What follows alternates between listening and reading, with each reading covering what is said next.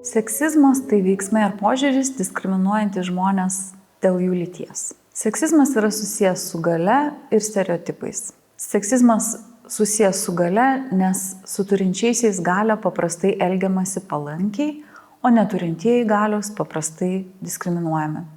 Seksizmas taip pat susijęs su stereotipais, nes diskriminuojantis veiksmai ar nuostatos dažnai grindžiami klaidingais įsitikinimais ar apibendrinimais apie lytį, taip pat lyties laikymų svarbia ten, kur ji nėra svarbia. Dabar dažnai diskutuojama apie naują terminą ambivalentiškas seksizmas. Tai yra nauja seksizmo rūšis, kurioje derinami neigiami ir teigiami jausmai, apimantis ir priešišką, ir geranorišką seksizmą.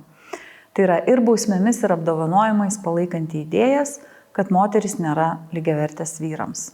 Kada tai gali pasikeisti?